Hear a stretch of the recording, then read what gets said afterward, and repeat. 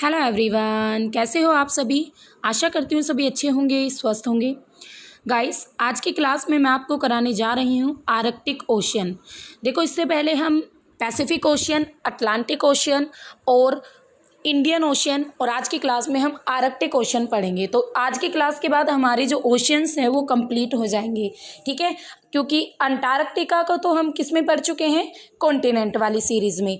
अगर ये सारी वीडियोस आपको देखनी है एक ही साथ मेरे चैनल पर, तो मेरे चैनल पर मैंने एक प्लेलिस्ट भी बनाई है कॉन्टिनेंट सीरीज़, जिसमें आपको सातों महाद्वीप और इसके साथ साथ जितने भी ओशन हैं, 4 या 5 जितने भी आप काउंट करते हो, तो ये सारे के सारे आपको वहाँ पर मिल जाएंगे। तो आप इजीली एक साथ सबको देख सकते हो।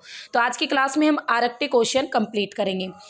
तो यहाँ पर अगर आप ध्यान से देखोगे तो सबसे ऊपर जो लिखा हुआ है आर्कटिक रीजन, तो पहले हम ये इसी पॉइंट को क्लियर कर लेते हैं कि आर्कटिक रीजन होता है या आर्कटिक ओशियन। तो सिंपल सी बात करें, जो ये आपका वाइट कलर का आपको दिख रहा है, ठीक है, ये वाइट कलर का जो दिख रहा है ये है आर्कटिक ओशियन, आर्कटिक महासागर, ठीक है। बट अगर इसके चारों ओर का थोड़ा थोड़ा एरिया और मिला लिया जाए तो इसे क्या कहा जाता है, इसे कहा जाता है आर्कटिक रीजन, ठीक है। क्या कहा जाता है, आर्कटिक रीजन। बट एक मोस्ट इम्पोर्टेंट, यानी ये कह सकते हो आप, एक बहुत ही एक संस्था है जिसका नाम है IHO। IHO, आई से इंटरनेशनल, एच से हाइड्रोग्राफिक, ओ से ऑर्गेनाइजेशन। ये एक ऐसी संस्था है जो मैप से, जो आपके ओशन से रिलेटेड जितनी भी डेप्थ होती हैं या आइस वगैरह होती है, कितनी आइस है, कैसे क्या है, या उसके साथ यानी ओशन से रिलेटेड जितनी भी इंफॉर्मेशन है, जितना भी डाटा है, यही ऑर्गेनाइजेशन कवरअप करती है। तो इंटरनेशनल हाइड्रोग्राफिक ऑर्गेनाइजेशन ने ही जो आपका आर्कटिक ओशियन है इसे ओशियन माना है, रीजन नहीं, ठीक है। तो कई बुक्स में आपको आर्कटिक को एक रीजन के रूप में दिया हुआ होगा, एक ओशियन के रूप में भी दिया हुआ होगा, कई बुक्स में अलग अलग। बट आर्कटिक ओशियन भी है और इसके आसपास का एरिया मिला के तब इसे रीजन बोल देते। तो इतनी बात आपको पता होनी चाहिए। समझ में आ गया। अब यहाँ पर सबसे पहले इतनी बात तो आप समझ गए कि आर्कटिक ओशियन रीजन। अब इसको, जो आर्कटिक ओशियन है, ये सबको पता है, हमारी पृथ्वी पर महासागर की बात करें, ओशियन की बात करें तो सबसे छोटा ओशियन है, ठीक है। तो सबसे छोटा ओशियन है आर्कटिक ओशियन, और छोटा होने के साथ साथ उथला है। अब ये उथला क्या होता है, उथला यानी शैलो, यानी कम गहरा, गहराई कम है इसकी, ठीक है। तो अगर हम बात करें 50% जो इसका एरिया है वो उथला है, कम गहरा है आर्कटिक ओशियन का। एरिया की बात करें तो इसका एरिया भी कम है, 1,40,56,000 किलोमीटर स्क्वायर एरिया में फैला हुआ है Arctic ocean. 1,40,56,000 kilometre square area में। हमारी अर्थ सरफेस की बात करें तो हमारे अर्थ सरफेस का केवल 3% एरिया आर्कटिक ओशियन ने कवरअप किया है। अर्थ सरफेस का कितना, 3%। और अर्थ के वाटर की बात करें, यानी अर्थ के वाटर की, तो अर्थ के वाटर का 1.3% एरिया कवरअप किया है आर्कटिक ओशियन ने। देखो, सरफेस अलग है, यानी हमारी पृथ्वी के लैंड मास को भी मिला लिया और वाटर को भी मिला लिया, तो केवल 3%। बट अगर केवल वाटर की बात करें तो हमारी पृथ्वी का 1.3% जो वाटर है वो आर्कटिक ओशियन में है। सबको पता है आर्कटिक ओशियन पर बर्फ़ जमती है, क्योंकि हमारी अर्थ का जो बिल्कुल नॉर्थ पोल, उत्तरी जो बिंदु है वो भी आपको दिख रहा होगा, ये है नॉर्थ पोल, ठीक है। नॉर्थ पोल, ये है नॉर्थ पोल, जो कि आर्कटिक ओशन के बिल्कुल सेंटर में है, और यहाँ पर सूर्य की रोशनी ज़्यादा नहीं पहुँच पाती, हीट नहीं पहुँच पाती, इस वजह से यहाँ पर सारा साल बर्फ़ जमती है, ठीक है। और बर्फ़ की भी बात करें तो यहाँ पर भैया आपके अप्रैल में मैक्सिमम बर्फ़ होती है आर्कटिक ओशन में। अप्रैल में क्यों, क्योंकि देखो, इस वाले सीज़न में आपके नवंबर से ही सर्दियां शुरू हो जाती है। हमारे इंडिया में भी हम बात करें तो नवंबर से सर्दियां शुरू हो जाती है, अक्टूबर नवंबर से, और आपकी फरवरी मार्च तक पूरा विंटर सीजन रहता है। तो पूरा विंटर सीजन आने के बाद जब लास्ट में बर्फ़ की मैपिंग की जाती है आइस की, तो अप्रैल में मैक्सिमम आइस देखी गई है आर्कटिक ओशन में। और मिनिमम आइस की बात करें तो वो सितंबर महीने में होती है। सितंबर में क्यों, क्योंकि अप्रैल के बाद आपकी समर आ जाता है, और समर सीजन में गर्मी ज़्यादा होती है तो उसका प्रभाव आर्कटिक ओशन में भी होता है, तो वहाँ की आइस भी थोड़ी बहुत पिघलती है। तो सितंबर में हमारी जो आइस होती है आर्कटिक ओशन पर वो बहुत थोड़ी मात्रा में कम देखने को मिलती है। तो मिनिमम की बात करें तो सितंबर महीने में मिलेगी बर्फ़ आइस आर्कटिक ओशन में, और मैक्सिमम की बात करें तो अप्रैल में मिलेगी। तो इन दोनों चीज़ों को आप याद रखोगे, ठीक है, ये दोनों मोस्ट इम्पोर्टेंट है।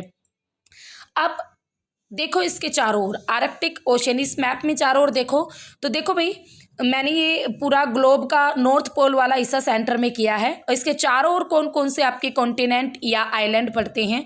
तो कनाडा जो कि पार्ट ऑफ नॉर्थ अमेरिका, उत्तरी अमेरिका का एक देश है। जब मैंने आपको नॉर्थ अमेरिका कॉन्टिनेंट करवा रखा है, आप वहाँ पर जाके देखोगे सारी चीज़ें समझ में आ जाएंगी।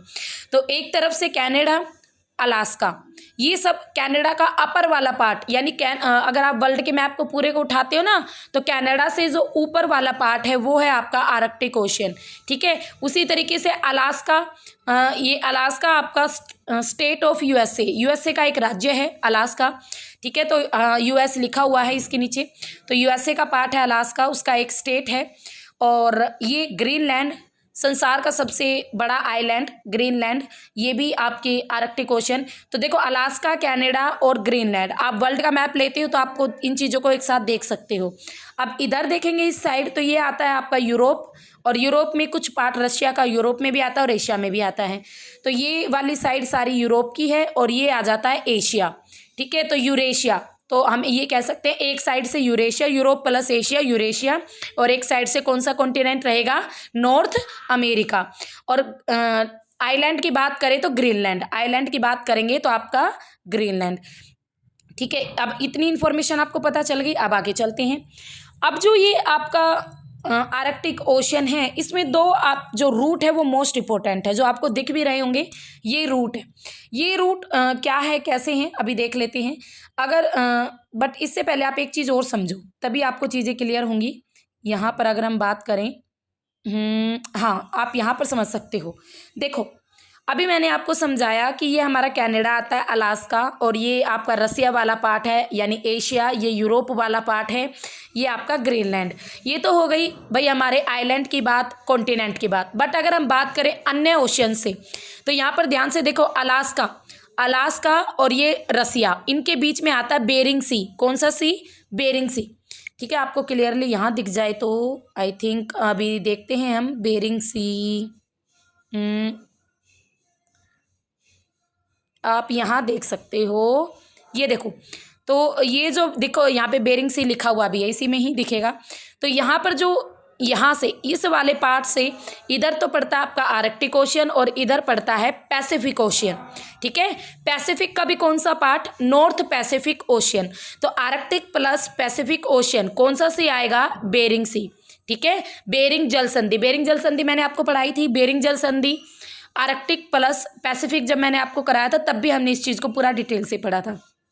अब ये बात समझ में आ गई। तो पैसिफिक ओशन यानी प्रशांत महासागर से बेरिंग सी के द्वारा कवरअप होता है आर्कटिक ओशन। दूसरी बात, आर्कटिक ओशन अटलांटिक ओशन से कैसे कवरअप होता है। तो यहाँ पर देखो, ये है कनाडा, ये है आपका ग्रीनलैंड, और यहाँ पर जो आता है नीचे नीचे, ये है नीचे नीचे पूरा Atlantic ocean. Atlantic ocean plus Arctic ocean, तो यहाँ पर कौन कौन से आपके ओशन आते हैं, तो ध्यान से देखना, इसमें दिख जाएगा। तो हाँ जी, यहाँ पर आप देख सकते हो, यहाँ पर क्लियरली चीज़ें दिखी हुई हैं। 1 मिनट, तो ध्यान से देखो, ये है नॉर्वियन सी, इस साइड पड़ता है आपका, ये वाला जो पार्ट है ये है आपका अटलांटिक ओशन, और ये वाला जो पार्ट है ये है आर्कटिक ओशन। अटलांटिक ओशन और आर्कटिक ओशन दोनों के बीच में नॉर्वियन सी आता है, ग्रीनलैंड सी आता है। आइलैंड की बात करें तो ग्रीनलैंड आ जाता है, आइसलैंड आ जाता है। तो ये सारे के सारे सी किस में आते हैं, आपके अटलांटिक ओशन और आर्कटिक ओशन के बीच। तो इधर हमारा अटलांटिक, ये नीचे देखो मेंशन भी किया हुआ है, ये है अटलांटिक ओशन और ये आर्कटिक। तो देखो ये रहा आपका नॉर्वियन सी, आपको विजिबल नहीं होगा इसलिए मैं नाम बोल रही हूँ। नॉर्वियन सी नॉर्वे के किनारे पर, और ये ग्रीनलैंड सी ग्रीनलैंड के पास, ठीक है। और ये आ जाती, ये दोनों ही सी मेजर पड़ते हैं आर्कटिक प्लस अटलांटिक ओशन के बीच। तो इतनी बात आपको समझ में आ गई। तो क्या क्या आता है, कैसे कैसे आता है, ठीक है। आगे चलते हैं। अब यहाँ पर थोड़ा आप सी और देख लो, जो हमारा आर्कटिक ओशन है इसमें कौन कौन से मेजर सी पड़ते हैं। तो ये जो आपका अलास्का है और ये कनाडा है, अलास्का और कनाडा, ये कनाडा के ही आइलैंड है, ग्रुप ऑफ आइलैंड कनाडा में। तो जो ये कनाडा है और अलास्का है, इनके बीच में पड़ता है Beaufort Sea. Beaufort Sea, Beaufort Sea part of Arctic Ocean. उसके अलावा यहाँ पर चुकची सी, चुकची सी जो हमारा बेरिंग सी आता है, यहाँ पे बेरिंग सी आ जाता है, यहाँ पर इस वाले पार्ट में नीचे बेरिंग सी, उसके ऊपर ही है चुकची सी, ठीक है, बेरिंग सी के ऊपर ही है चुकची सी। और ये हमारा रसिया आ जाता है, और रसिया का साइबेरिया वाला पार्ट यानी एशिया वाला पार्ट। रसिया का कौन सा पार्ट? एशिया वाला पार्ट। मैं थोड़ा बड़ा कर देती हूँ चीज़ें ताकि क्लियर हो जाएं, ठीक है। तो रसिया का कौन सा पार्ट आएगा? ये है हमारा एशिया वाला रसिया यानी साइबेरिया, ठीक है, जिसे हम साइबेरिया कहते हैं। तो साइबेरिया के नॉर्थ में पड़ेगा ईस्ट साइबेरिया सी। ये सब कुछ है ना ऊपर की ओर है। अगर वर्ल्ड का मैप आप देख रहे हो, आपके हाथ में है, तो ऊपर की ओर की बात कर रहे हैं हम। तो यहाँ पर पड़ेगा हमारा ईस्ट साइबेरियन सी। ये चुकची सी किसके ऊपर पड़ा था? बेरिंग सी के ऊपर। बेरिंग सी जो कि आपके एशिया को और नॉर्थ अमेरिका को आपस में कनेक्ट भी करता है, बेरिंग सी, ठीक है, उसी के बीच में। बेरिंग सी के ऊपर आता है चुकची सी, ईस्ट साइबेरियन सी, लैप्टाउ सी। लैप्टाउ सी ये भी यहीं पर पड़ता है रसिया के नॉर्थ में। और इसके अलावा कारा सी, कारा सी पड़ता है। कारा सी आपका आएगा यहाँ पर, कारा सी ये आपके जो यूरोप है कॉन्टिनेंट, यूरोप कॉन्टिनेंट के नॉर्थ में पड़ेगा कारा सी। ये सारे के सारे हम आर्कटिक ओशन के सी पढ़ रहे हैं। देखो मैंने चुकची पढ़ाया जो कि बेरिंग के ऊपर था, साइबेरिया वाले पार्ट के ऊपर आपका साइबेरियन सी हो गया, और उससे थोड़ा साइड में लैप्टाउ सी हो गया और कारा सी हो गया, ठीक है। अब इसके बाद ये कारा सी के साइड में बिल्कुल ये फिनलैंड कंट्री है जो कि पार्ट ऑफ यूरोप की कंट्री है फिनलैंड, ठीक है। तो फिनलैंड के साइड में पड़ता है बैरेंट सी। बैरेंट सी भी किस में आएगा? आपका आर्कटिक सी के अंदर। और उसके बाद तो ये दोनों तो बाउंड्री बनाते ही हैं, नॉर्वेयन सी और Greenland, Atlantic ocean plus Arctic ocean दोनों के बीच में। तो नॉर्वेयन सी, ग्रीनलैंड सी, बैरेंट सी, मैं शॉर्ट कर देती हूँ ताकि सारे एक साथ दिख जाएं। ग्रीनलैंड सी, नॉर्वेयन सी, बैरेंट सी, कारा सी, लैप्टाउ सी, साइबेरियन सी और उसके साथ चुकची सी और ब्यूफोर्ट सी। ये सारे के सारे सी या सागर सारे के सारे इंपॉर्टेंट है आर्कटिक ओशन के। एग्जामिनर सीधा पूछेगा ईस्ट साइबेरियन सी किस ओशन का पार्ट है, तो आपको पता होना चाहिए आर्कटिक। और देखो जब हम मैप से कोई चीज़ पढ़ते हो तो हमें रट्टे मारने की नीड नहीं होनी चाहिए। जब मैंने आपको एक जगह दिखा दी तो कहते हैं ना आंखों देखी चीज़ें तो ज़्यादा याद रहती है। आपने कोई प्लेस देख लिया, उसको आप मरते दम तक नहीं भूलते अगर आप विजिट करने जाते हो उस प्लेस पर तो, ठीक है ना। उसी तरीके से जब हम मैप में कोई चीज़ देखते हैं 4-5 बार देख लेते हैं तो वो हमें काफ़ी हद तक याद हो जाती है, ठीक है। तो आगे देखते हैं। हाँ, ये है मोस्ट इम्पोर्टेंट। ये क्या है? ये सर्कल आपका क्या है? Arctic circle. क्या कहते हैं इसे? Arctic circle. आपको बिल्कुल ये रेड लाइन की कट में दिख रही है, ये है आपका आर्कटिक सर्कल। जब हम पढ़ते हैं ना लैटिट्यूड पढ़ते हैं 23.5 डिग्री नॉर्थ, जिसे हम कर्क रेखा कहते हैं, और उसके नॉर्थ में एक और लैटिट्यूड हम पढ़ते हैं 66.5 डिग्री नॉर्थ, 66.5 डिग्री नॉर्थ। और ये 66.5 डिग्री नॉर्थ, इसे हम क्या कहते हैं? Arctic circle.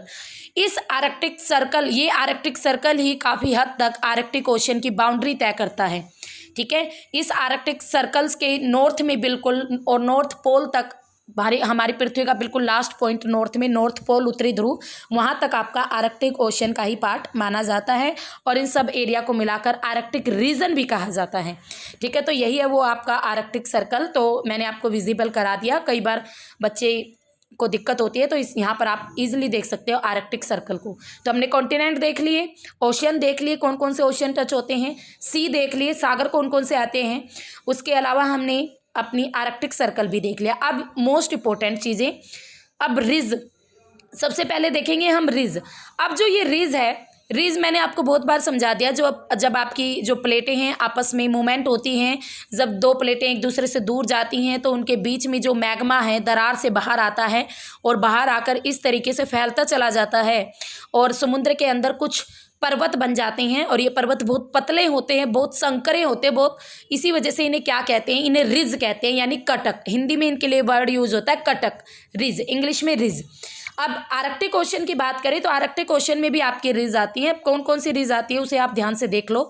तो सबसे बड़ी या सबसे लंबी रिज की बात करें आर्कटिक ओशन की, तो वो है भाई आपकी लोमोनोसोव रिज। ये आपकी यहाँ से आती है ऐसे, लोमोनोसोव रिज। ये जो आपके आइलैंड आप देख रहे हो ये आपके न्यू साइबेरियन आइलैंड है। ये वाले न्यू साइबेरियन आइलैंड से शुरू होती है ये रिज, लोमोनोसोव रिज। आप इस रिज को याद रखोगे क्योंकि ये आपकी आर्कटिक जो ओशन है इसकी सबसे लंबी रिज है। इसकी लंबाई की बात करें तो 1800 किलोमीटर के लंबी है ये, ठीक है। तो आर्कटिक ओशन की सबसे लंबी रिज लोमोनोसोव रिज। अब दूसरी बात और देखो, ये रिज कर क्या रही है, देखो पूरे आर्कटिक ओशन को, ये हमारा नॉर्थ पोल है, ये हमारा नॉर्थ पोल है और पूरे आर्कटिक ओशन को 2 पार्ट में डिवाइड कर रही है लोमोनोसोव रिज। तो इस बात को भी याद रखोगे, कौन सी रिज आर्कटिक ओशन को 2 पार्ट्स में डिवाइड करती है, लोमोनोसोव रिज। ये यहाँ पर लिखा हुआ है लोमोनोसोव रिज, ठीक है। अब ये जो लोमोनोसोव रिज है, अगर इसके इस तरफ देखें तो यहाँ पर हमारी आती है अमेरिकन बेसिन। ये पूरा अमेरिका की साइड, ये हमारा नॉर्थ अमेरिका वाला पार्ट है, कनाडा का पार्ट और अलास्का आ गया। तो ये नॉर्थ अमेरिका का पार्ट है, तो ये होगा आपका अमेरिकन बेसिन। और ये आपका इस साइड वाला, ये वाला हमारा यूरेशिया वाला पार्ट है, ठीक है। ये यूरेशिया वाला पार्ट है, तो ये कौन सा है, यूरेशियन बेसिन, ठीक है। तो लोमोनो साइड के एक साइड आपका अमेरिका वाले साइड में अमेरिकन बेसिन और यूरेशिया वाली साइड में यूरेशियन बेसिन। इतनी बात आपको समझ में आ गई। अब ध्यान से देखना, अब इस अमेरिकन बेसिन की बात करें तो इसमें भी आपकी रिज आती है। एक आती है Alpha Ridge is most important major volcano ridge मानी जाती है। कहीं ना कभी ज्वालामुखी के द्वारा इस रिज का, इस पर्वत का निर्माण हुआ माना जाता है, अल्फा रिज का, जो कि आर्कटिक ओशन में है। बहुत पहले हुआ होगा, ठीक है। तो वोल्केनो से हुआ था, ज्वालामुखी के द्वारा इसका निर्माण हुआ था। तो ये रिज क्या करती है, ये रिज 2 पार्ट्स में डिवाइड करती है। किसे किसे, एक तो कनाडा बेसिन और दूसरा आपका आ जाता है लोमोनोसोव रिज। तो लोमोनोसोव रिज ये बीच में आ गए ना, लोमोनोसोव रिज और कनाडा बेसिन दोनों के सेंटर में पड़ती है अल्फा रिज, ठीक है, अल्फा रिज। अमेरिकन बेसिन याद रखोगे, ये कनाडा के पास में आता है, कनाडा बेसिन, ठीक है, कनाडा बेसिन, इसको भी आप याद रखोगे, ठीक है। Imagine basin, Canada basin. वैसे तो बहुत सारे रिज हैं, बट हम मोस्ट इंपॉर्टेंट रिज करेंगे जो हमें पता होनी चाहिए आर्कटिक ओशन की कौन कौन सी मोस्ट इंपॉर्टेंट है। इसके बाद जैसे यहाँ पर अल्फा रिज आती है, उसी तरीके से यूरेशियन बेसिन में भी आती है गकल रिज, ये भी आपको पता होनी चाहिए, गकल रिज, ठीक है, गकल रिज। इतनी बात आपको पता चल गई। अब इसमें थोड़ा ध्यान से देखेंगे। इसके बाद अगर आप आगे देखोगे ना, तो थोड़ा सा आपको जूम करके दिखाती हूँ मैं। ये जो आपकी गकल रिज है, इससे भी आपको 2 चीज़ें देखनी पड़ेगी। ये जो गकल रिज है, ये यहाँ से इस तरीके से आपको उबड़ खाबड़ दिख रहा होगा, यही आपकी गकल रिज। ये जो गकल रिज है, इसके नॉर्थ में, यानी ये आपका नॉर्थ पोल है, ठीक है, नॉर्थ पोल। और यहाँ पर ये जो फ्रेम बेसिन लिखा हुआ है, एक्चुअली इसका नाम अमंडसन बेसिन है, अमंडसन बेसिन, याद रखना पड़ेगा आपको, अमंडसन बेसिन।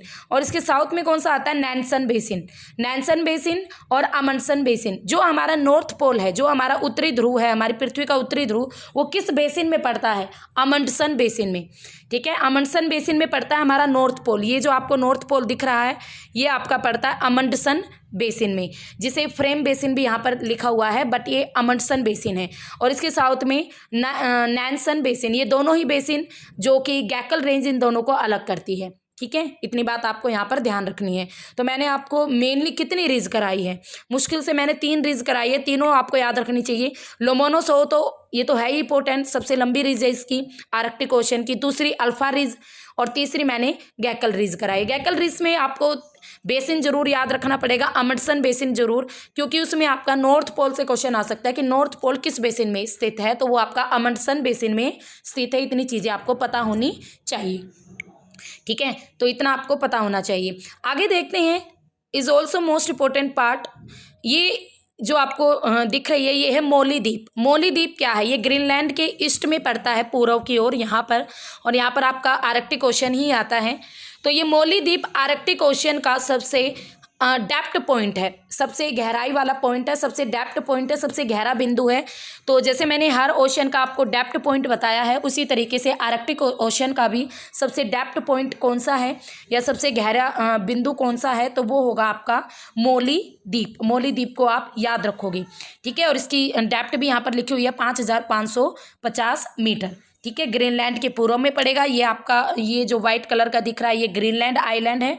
बिल्कुल 1 मिनट मैं आपको शॉर्ट में दिखा देती हूँ। देखो वर्ल्ड के मैप पर, हाँ, तो यहाँ पर देखो मैं आपको एक चीज़ और दिखा सकती हूँ। यहीं पर मैं अभी तक आपको बोल रही हूँ कि बिल्कुल नॉर्थ में आर्कटिक ओशन पड़ता है। तो देखो भाई, ये हमारा एशिया वाला पार्ट, ये हमारा यूरोप वाला पार्ट, ये हमारा ग्रीनलैंड और ये हमारा कनाडा।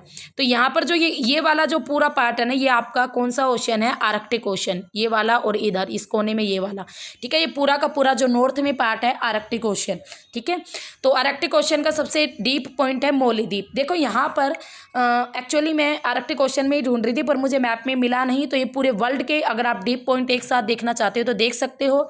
ये है प्यूर्टो रिको। वैसे तो मैंने हर ओशन में बताया था उनका डेप्थ पॉइंट। ये है प्यूर्टो रिको, जो कि आपके अटलांटिक ओशन का डेप्थ पॉइंट है। ये है जावा ट्रेंच, इंडियन ओशन का डेप्थ पॉइंट। मेरियाना ट्रेंच, ये आपका पैसिफिक ओशन का डेप्थ पॉइंट। और ये साउथ सैंडविच ट्रेंच, जो कि आपकी पड़ती है साउथर्न ओशन का डेप्थ पॉइंट। और मोली द्वीप ये आपकी आर्कटिक ओशन का डेप्थ पॉइंट। तो ये सारे के सारे पॉइंट आपको एक साथ देखने को मिल गई, तो चीज़ें क्लियरफाई हो गई। आगे चलते हैं। हाँ जी, तो देखो जो आपका आर्कटिक ओशन है इसमें आपके कुछ ऑयल और नेचुरल गैस से रिलेटेड भी काफ़ी रीज़न है जहाँ पर इनकी भरपूर मात्रा में होने की संभावना है और है भी, ठीक है। तो इसी वजह से जो अलग अलग कंट्रीज़ हैं, वैसे भी आप देखोगे आर्कटिक ओशन के चारों ओर डिफरेंट कंट्रीज़ हैं। रसिया है, यूरोपियन कंट्रीज़ है, स्वीडन, नॉर्वे वगैरह, फिनलैंड है, ग्रीनलैंड आइलैंड है, कनाडा है, अलास्का है। तो ये जितनी भी कंट्रीज़ हैं, ये कंट्रीज़ इस ऑयल को, इस नेचुरल गैस को प्राप्त करना चाहते हैं भाई, अपना हक बढ़ाना चाहते हैं। तो क्या किया गया है कि हर कंट्री के या हर कॉन्टिनेंट के 200 मीटर नॉटिकल तक, 200 नॉटिकल तक तो पार्ट अपना हक जमाता है हर कंट्री। जैसे भाई यूरोप है, यूरोप आगे 200 नॉटिकल तक की कहेगा कि ये मेरा एरिया है, इस एरिया में जो भी खनिज है, जो भी मिनरल्स हैं, वो सब कुछ मेरे हैं, ठीक है। उसी तरीके से हर कंट्री, हर जो आपका कॉन्टिनेंट है 200 नॉटिकल तक अपना हक जमाएगा ही जमाएगा, अपना अधिकार मानता है। बट अगर इसके आगे वाले की बात करें तो उस पर इंटरनेशनल हक होता है, यानी हर कंट्री का हक होता है बिल्कुल सेम इक्वल। बट यहाँ पर आप एक चीज़ समझ लेना कि जो भी कंट्रीज़ होती हैं उन कंट्रीज़ के चारों ओर 200 नॉटिकल तक का जो पार्ट होता है वो केवल उसी कंट्री के हक में होगा। उसके अंदर जो भी खनिज निकले, चाहे कुछ भी निकले, इतनी बात आपको याद रखनी है।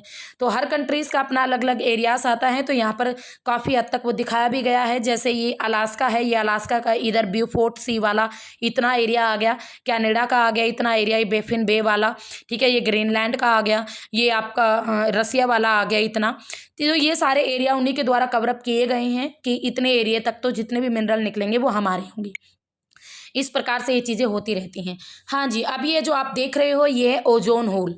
ओजोन होल जो कि मैं आपको अंटार्कटिका कॉन्टिनेंट में अच्छी तरीके से करवा चुकी हूँ कि कैसे बनता है, क्या होता है। तो यहाँ पर हम वो चीज़ करेंगे नहीं। यहाँ पर मैं आपको बताऊँगी कि आपके अंटार्कटिका के साथ साथ 2011 में एक बार दिखा था ओजोन होल आर्कटिक ओशन में भी। आर्कटिक ओशन में भी 2011 में होल दिखा था। उसके बाद 2020 में भी 23 मार्च 2020 को भी एक होल दिखा था आर्कटिक ओशन में। बट 1 महीने के बाद, ठीक है, अप्रैल में वो होल बंद हो गया था। क्योंकि इसका रीज़न मैंने आपको बताया था, जब टेम्परेचर ज़्यादा होता है, जिस साल टेम्परेचर ज़्यादा होता है तो बहुत सारी कंडीशंस होती है, क्लाउड वगैरह बन जाते हैं क्लोरोफ्लोरोकार्बन के। और वो क्लोरोफ्लोरोकार्बन जो हमारी स्ट्रेटोस्फेयर में जो ओजोन लेयर है उसको इफेक्ट करते हैं, उसके अणुओं को तोड़ देते हैं। तो वहाँ से वो लेयर कमज़ोर हो जाती है और वो उसे ही हम कहते हैं ओजोन होल, ठीक है। तो इस तरीके से आपका 23 मार्च 2020 में जो ओजोन होल देखा गया था आर्कटिक ओशन में वो काफ़ी बड़ा था। बट 1 महीने के बाद वो कम्प्लीटली अपने आप ही भर गया था। तो कोई चिंता का विषय नहीं है। बट आर्कटिक ओशन में होल देखा गया था, आपको ये पता होना चाहिए, 23 मार्च 2020, ठीक है। तो यहाँ पर हमारा आर्कटिक ओशन, मैंने आपको आई थिंक सारी चीज़ें यहाँ पर कंप्लीटली करा दी हैं। कुछ भी मेरी तरफ से नहीं रहा है आर्कटिक ओशन में। आर्कटिक ओशन में एक चीज़ और बात देखिए तो सैलिनिटी यानी लवणता की बात करें तो ये कम खारा है, ज़्यादा खारा नहीं है, क्योंकि आइस वगैरह ही ज़्यादा है। आइस है तो आइस से तो आप समझते हो ग्लोबल वार्मिंग की या तापमान, हमारी पृथ्वी का जो टेम्परेचर है वो इंक्रीज़ हो रहा है, और जिस वजह से जो आर्कटिक ओशन है इसकी भी आइस पिघल रही है, ग्लेशियर पिघल रहे हैं। और जो शील्ड है, आइसबर्ग जिसे हम कहते हैं, यानी लंबी लंबी चौड़ी चौड़ी जो बर्फ़ के टुकड़े हैं वो समुद्रों में बहकर फिर आ जाते हैं, और यही आगे चलकर हमारी शिप्स, हमारे जहाज़ों को भी नुकसान पहुंचाते हैं। तो ये सारी चीज़ें होती रहती है। ठीक है, तो यहाँ पर हमारा जो आर्कटिक ओशन है उससे रिलेटेड जितनी भी आपकी इंपॉर्टेंट इन्फॉर्मेशन है वो सारी कंप्लीट होती है। आई थिंक आपको आर्कटिक ओशन अच्छी तरीके से समझ में आ गया होगा। हाँ, मैंने ये सी रूट आई थिंक आपको नहीं कराया, तो सी रूट और एक बार देख लो, ये भी बहुत इंपॉर्टेंट है। ये देखो, दो सी रूट आते हैं आर्कटिक ओशन में, आर्कटिक ओशन से। तो एक तो आता है रसिया की साइड से, अगर आपको ये अटलांटिक ओशन है, यहाँ पर अटलांटिक ओशन से यूरोप से होते हुए और इधर पैसिफिक ओशन में जाना, तो एक रूट तो ये पड़ेगा आपका। ठीक है, इससे आप यूरोप की कंट्रीज से और रसिया से टच होते हुए पैसिफिक ओशन चले जाओगे। दूसरा रूट, इस रूट को बोलते हैं नॉर्दर्न सी रूट। ठीक है, नॉर्दर्न सी रूट।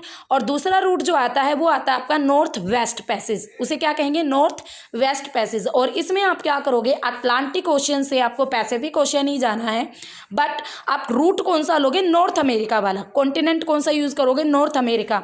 इसमें आपको ग्रीनलैंड से, थोड़ा ग्रीनलैंड से होते हुए, और यहाँ पर बेफिन की खाड़ी है, बे ऑफ बेफिन है, और कनाडा के आइलैंड से होते हुए, अलास्का से होते हुए आप पैसिफिक ओशन पहुंच जाओगे। तो ये रूट है आपका नॉर्थ वेस्ट पैसेज।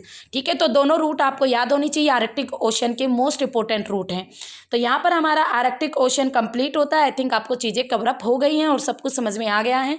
और इसके अलावा मैंने आप सभी से एक चीज़ पूछी थी, क्या आप ज्योग्राफी की लाइव क्लास चाहते हो? अगर आप लाइव क्लास चाहते हो तो मुझे कमेंट करना, तो उसी हिसाब से जितनी आपकी नंबर ऑफ़ स्टूडेंट जुड़ेंगे तो उसी हिसाब से हम लाइव क्लास रखेंगे। और रखें भी तो किस टाइम रखें, अपना सब अपना टाइम टेबल बताना, फिर सबके मिक्स करके एक टाइम टेबल हम रख लेंगे। ठीक है, तो ज्योग्राफी अगर आप मुझसे लाइव पढ़ना चाहते हो तो प्लीज़ कमेंट कीजिए। तो फिर मिलेंगे, तब तक के लिए हैव ए नाइस डे। एक बात और, अगर आपको मेरी वीडियोस अच्छी लग रही हैं तो like share and subscribe my channel. Okay, bye bye.